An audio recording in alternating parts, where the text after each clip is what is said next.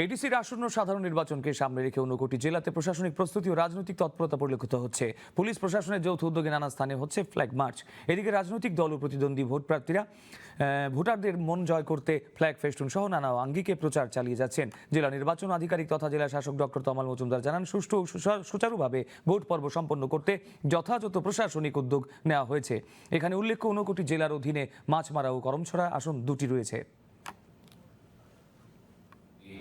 জেলাতে টিটিএডিসির ভোট ইভিএমের মাধ্যমে সম্পন্ন হবে। এই ভোট করার জন্য আমরা জেলা প্রশাসনের তরফ থেকে দুজন রিটার্নিং অফিসার কুমারঘাটে আছেন এবং ওনারা ভোট প্রস্তুতি হিসেবে যা যা কাজ করণীয় সবগুলো কাজ করেছেন। আজকে থেকে ওইখানে কুমারঘাট গার্লস হাই স্কুলে আমাদের ইভিএমের কমিশনিংও শুরু হয়েছে। আগামী 10 তারিখ ম্যাটেরিয়াল রিসিভ হবে।